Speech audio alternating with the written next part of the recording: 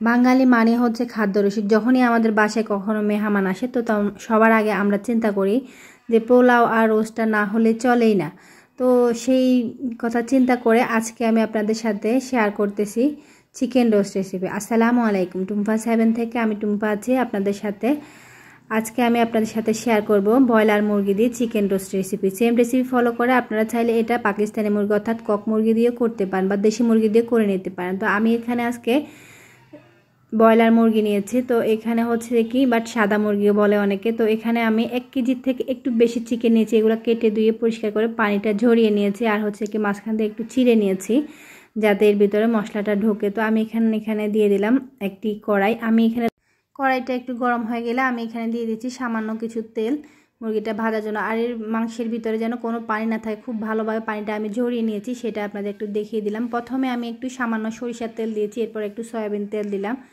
তো এখানে হচ্ছে কি আমি মাংসটার ভিতরে একটু হলুদ আর লবণ মেখে নিচ্ছি। খুব বেশি হলুদ লবণ মাখার দরকার না, সামান্য একটু হলুদ আর লবণ মেখে নিতে হবে। নিয়ে এখন যে তেলটা গরম হয়ে এসেছে তা আমি এখন এখানে দিয়ে দিলাম মাংসগুলো। দিয়ে চিকেনটা আমি দিয়ে দিচ্ছি। চিকেন বাট মাংস দুইভাবে বলতেছি, হয়তো অনেকে ভাববেন দুইভাবে কেন বলতেছি, আসলে বোঝানোর জন্য বলি। অনেকে হয়তো অনেকটা বোঝেন না, আবার কেউ হয়তো বাইরে থেকে দেখেন, বাট যেই কারণে হচ্ছে বলা। তো আমি এখানে হচ্ছে নিয়েছি গুঁড়া দুধ। এখানে ইনস্ট্যান্ট টক দইটা তৈরি করে নেব, সেই টিপসটা আপনাদের সাথে একটু শেয়ার করি। তো এখানে আমি 2 টেবিল চামচ গুঁড়া দুধ নিয়েছি। সামান্য একটু পানি দেবো, খুব বেশি পানি দিয়ে কিন্তু পাতলা করব না। সামান্য একটু পানি দিয়ে হচ্ছে দুধটা আমি ঘুলিয়ে নেব। এই দুধটা যদি এখানে আপনি লিকুইড মিল্কে ব্যবহার করেন তো সেখানটা আপনি 1 টেবিল চামচ পাউডার মিল্ক দিয়ে তারপর হচ্ছে লেবুটা ব্যবহার করবেন, না হলে কিন্তু এটা পানি কেটে দেবে। তো আমি যেহেতু পাউডার মিল্ক দিয়ে তৈরি করছি তো আমি একদম ঘন করে হচ্ছে যে কি এটা গুলে নিয়েছে। এখন এখানে দিয়ে দিব আমি লেবুর রস। তো লেবুর রসটা দিলে কিন্তু তৈরি হয়ে যাবে আমাদের ইনস্ট্যান্ট টক দই। তো আমাদের হাতের কাছে অনেক সময় টক দইটা থাকে না, তো এই রোস্ট রান্না কিন্তু টক দইটা না হলে রোস্টের পারফেক্ট টেস্টটা আসে না। তো আপনারা যাতে খুব সহজে টক দইটা তৈরি করে নিতে পারেন আর রোস্টের পারফেক্টলি টেস্টও পান, তো সেই কারণে আমি হচ্ছে যে কি আপনার সাথে ইনস্ট্যান্ট টক দইটা কীভাবে তৈরি করে নিতে হয় সেই টিপসটা একটু শেয়ার করতেছি। তো এখানে চিকেনটা একটু একটা পাশ ভাজা হয়ে গেলে আমি একটু উল্টিয়ে দিয়ে অপর পাশটা একটু ভেজে নেব। খুব বেশি ভাজার দরকার না, একটা সাইড 30 থেকে 40 সেকেন্ড একটু ভাজলে হবে। এটা হালকা একটু শ্যালো ফ্রাই হবে, খুব বেশি যদি ড্রাই করে ভাজি পরে রোস্টটা খেতে ভালো লাগবে না, শক্ত হয়ে যাবে। এছাড়া হচ্ছে ভিতরে মশলাটা কম ঢুকবে, রোস্টের পারফেক্ট টেস্টটা পাওয়া যাবে না। তো আমি সামান্য একটু ভেজে এই পাশটা একটু ভালো করে একটু ভেজে উঠিয়ে নিয়েছি। তো এখানে হচ্ছে তেলের ভিতরে একটু লবণ দিলে মাংস ভাজির সময় অনেক সময় ফুটে, তো সেটা আমি প্রথমে খেয়াল করি না। তো আমার একটু ভয় হচ্ছিল যদি ফুটে, তো পরে আবার একটু আমি লবণটা দিয়ে নিয়েছি যাতে সেই সমস্যাটা না হয়।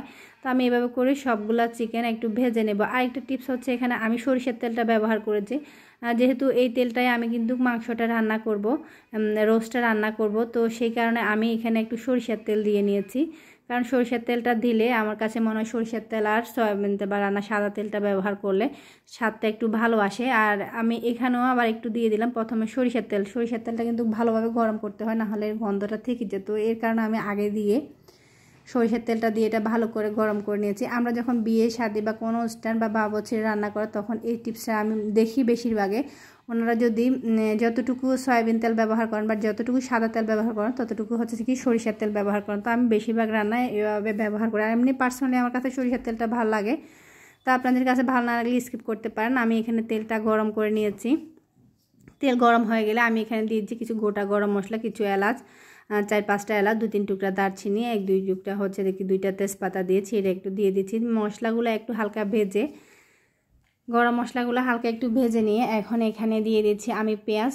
যেহেতু রোস্ট রান্না করতেছি পেঁয়াজটা একটু বেশি দিব, তো আমি এখানে প্রায় 2 থেকে 250 গ্রামের মতো পেঁয়াজ দিয়ে দিয়েছি। আর পেঁয়াজটা পাতলা পাতলা করে চিকন করে কেটে নিয়েছি। আজকে রোস্টে আমি পেঁয়াজটা হচ্ছে কুচি ব্যবহার করছি, আপনারা চাইলে পেঁয়াজটা বাটাও ব্যবহার করতে পারেন। তো পেঁয়াজ এমনি কিন্তু গলে যায়, আমি রান্না শেষ পর্যন্ত দেখবেন পেঁয়াজটা গলে যাবে। তো এটা যাতে আরও তাড়াতাড়ি একটু গলে সেই কারণে হচ্ছে আমি এখানে আগে একটু পেঁয়াজটা ভালো করে একটু ভেজে নেব, তো সেই ক্ষেত্রে পেঁয়াজটা আরও তাড়াতাড়ি একটু গলে যাবে। তো আমি পেঁয়াজটা কিন্তু খুব ভালোভাবে একটু ভেজে নিচ্ছি। তো পেঁয়াজটা একটু ভাজা হয়ে গেলে এখানে আমি দিয়ে দিলাম 2 টেবিল চামচ রসুন বাটা, সাথে দিয়ে দিচ্ছি 1 টেবিল চামচ আদা বাটা। এগুলো আমি ফ্রিজ থেকে নামাইছি, যার কারণ হচ্ছে এরকম বরফ বসে আছে, তো সমস্যা নাই, একটু হালকা ভেজে নিলেই হবে। এটা মোটামুটি ভাজা হয়ে যাবে। আগে থেকে একটু নামাই রাখলে ভালো, আপনারা অবশ্যই খেয়াল করে এটা আগে একটু নামাই রাখবেন। তার যেটা বলছিলাম যে সরিষার তেলটা কিন্তু স্বাস্থ্যসম্মত, বাট আমাদের স্বাস্থ্যের জন্য অনেক ভালো। আপনারা যদি ভালো লাগে অবশ্যই আপনারা চাইলে সরিষার তেলটা রান্নায় ব্যবহার করতে পারেন, বাট সবসময় না ব্যবহার করলে মাঝে মাঝে সরিষার তেলটা ব্যবহার করতে পারেন। তো আমি এখানে মশলাটা কষানোর জন্য একটু পানি দিয়ে দিচ্ছি। আদাটা রসুনটা ভালোভাবে একটু ভেজে নিয়েছি যাতে এর কাঁচা ফ্লেভারটা চলে যায়। পেঁয়াজটা ভাজা হয়ে গেছে, এতক্ষণে মোটামুটি আমার পেঁয়াজটা অনেকটা গলে গিয়েছে। তো আমি এখন পানিটা দিয়ে দিচ্ছি। পানিটা যখন ফুটে উঠছে মশলাটা এখানে দিয়ে দিব। এখানে আমি দিয়ে দিচ্ছি 1 চা চামচ হলুদ গুঁড়ো, একটু উঁচু উঁচু করে দিয়েছি। সাথে দিয়ে দিব 1 চা চামচ মরিচ গুঁড়া। এখন হয়তো আপনারা ভাবতে পারেন যে এখানে তো আরও একটু বেশি মশলা দেওয়া দরকার, কিন্তু রোস্ট রান্না করতেছি তো খুব বেশি কালার ভালো লাগবে না, তো অবশ্যই এখানে কমিয়ে দিতে পারেন। তো আমি এখানে দিয়ে দিচ্ছি 3 টেবিল চামচ হচ্ছে যে কি জিরা ধনিয়া প্লাস হচ্ছে গরম মশলা গুঁড়া। আমি এগুলো সবগুলো একসাথেই সমপরিমাণ জিরা ধনিয়া, তারপর হচ্ছে এলাচ দারচিনি লং গোলমরিচ সবগুলো মশলা গুঁড়া করে রাখা একটা মশলা। তো আপনারা যদি আলাদা আলাদা দেন, আর এখানে দিয়ে দিচ্ছি সাথে 1 চা চামচ লবণ। আপনারা যদি আলাদা আলাদা দেন তো সেক্ষেত্রে 1 টেবিল চামচ জিরা দিবেন, জিরার গুঁড়া, 1 টেবিল চামচ ধনিয়া গুঁড়া, সাথে 1 টেবিল চামচ হচ্ছে গরম মশলা গুঁড়া দিয়ে দিবেন। মশলাটা কিন্তু ঠিকঠাক দিতে হবে, হলুদ মরিচটা একটু কমিয়ে দিচ্ছি।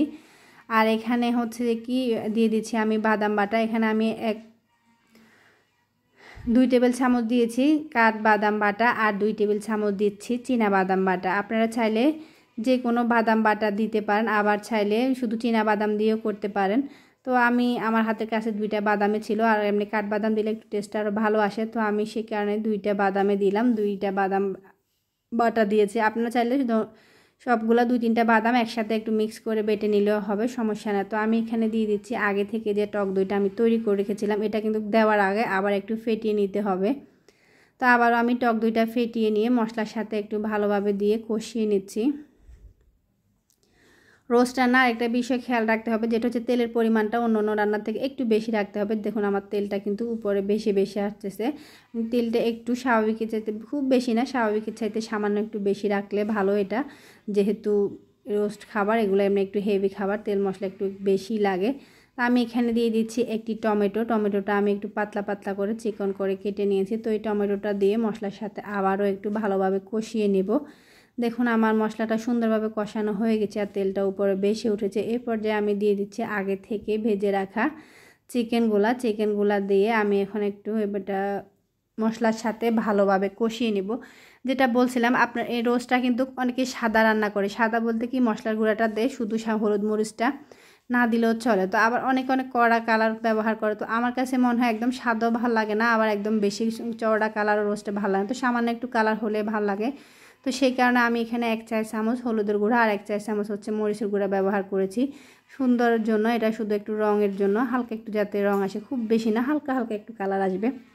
তো আমি এখন মশলার সাথে এটা ভালোভাবে কষিয়ে নিয়েছি, আর এটা আমি লো আছে 10 থেকে 15 মিনিট একটু ভালোভাবে কষিয়ে নিয়েছি। এই কষানোর কাজটা কিন্তু খুব যত্ন করে করতে হবে, যেমন মশলাটা আপনাকে সময় নিয়ে ভালোভাবে কষাতে হবে, ঠিক তেমনি মাংসটার সাথে কিন্তু মশলাটা ভালোভাবে কষাতে হবে। এখানে কিন্তু আপনার রান্নার 80% কাজ শেষ, আর কিন্তু কোনো কাজ নেই। বাকি পরে হচ্ছে যে একটু জল দিয়ে সামান্য একটু ফুটিয়ে নিলে রান্নাটা রেডি হয়ে যায়। তো অবশ্যই এটা যত্ন করে করতে হবে। এটা আমি লো আছে ঢেকে 10 থেকে 15 মিনিট একটু ভালোভাবে কষিয়ে নিচ্ছি। দেখুন তেলটা উপরে বেশি বেশি উঠতেছে আর খুব সুন্দর একটা কালার আসছে। বুঝি না কেন যে মানে পারফেক্ট কালারটা হচ্ছে যে কি ক্যামেরা শো করে না, এটা কিন্তু অসাধারণ একটা কালার আসছে। আপনি কালারটা দেখলে কালারেরই প্রেমে পড়ে যেতেন। তো যতটুকু দেখা যাচ্ছে কিন্তু মাশাআল্লাহ খারাপ না। তো আমি এখানে দিয়ে দিচ্ছি পানি। এখানে আমি হচ্ছে 300 গ্রামের মতো পানি দিয়েছি। এখানে খুব বেশি পানি দিব না, একদম পাতলা ঝোলও রাখবো না, আবার একদম ড্রাই করলেও ভালো লাগবে না, মাখা মাখা একটা বেবি থাকলে হবে। এই পানিটা আমি গরম পানি ব্যবহার করেছি। অবশ্যই রান্নার পারফেক্ট টেস্টটা চাইলে, আর যদি আপনি রোস্টের স্বাদটা চান যে একদম পারফেক্টলি আসুক, নষ্ট না হোক, তো সেক্ষেত্রে অবশ্যই আপনাকে একটু গরম পানি ব্যবহার করলে ভালো হয়। তো আমি এটা পানিটা একটু গরম করে নিয়ে এই পানিটা দিয়ে দিচ্ছি। এখন আমি এটা ঢেকে দিয়ে আবার একটু 5 মিনিট রান্না করে নেব। এটা মোটামুটি কিছুক্ষণ রান্না হয়ে এসেছে।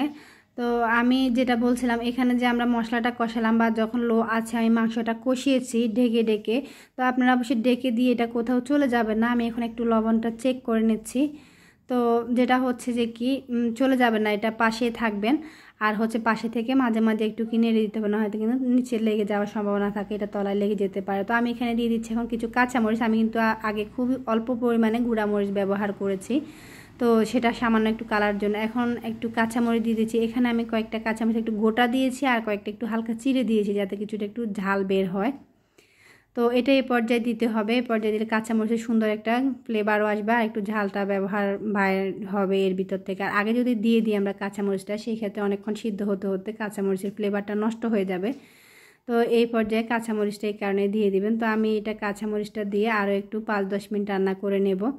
লবণটা তো আমি চেক করে নিয়েছিলাম, তো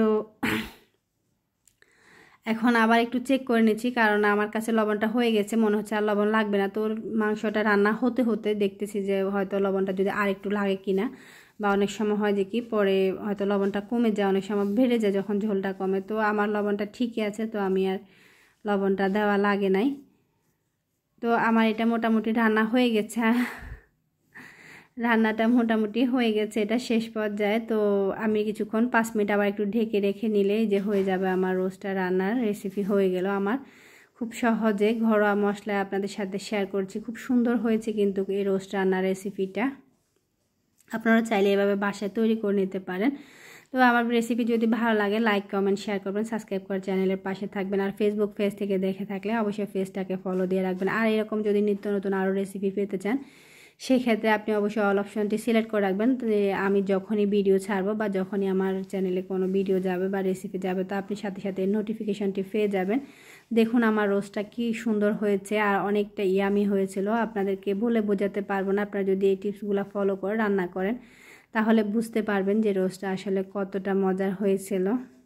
তো আজকের রোস্টের রেসিপিটা আমি পোলাওর সাথে সার্ভিং করতেছি। পোলাওর রেসিপি আমার অবশ্য চ্যানেলে আছে, তো আমি আজকে এটা সাদা পোলাওর সাথে পরিবেশন করতেছি। এটা কিন্তু অসাধারণ হয়েছিল, আর পোলাও দিয়ে এই রোস্টটা খেতে যে কি মজা হয়েছিল না খেলে বুঝতে পারবে না। তো আপনারা চাইলে এভাবে একটু তৈরি করে নিতে পারেন, আপনাদেরকে বোঝানোর জন্য আমি অনেকভাবে বলেছি। তো আজকের রেসিপি এই পর্যন্তই, আল্লাহ হাফেজ।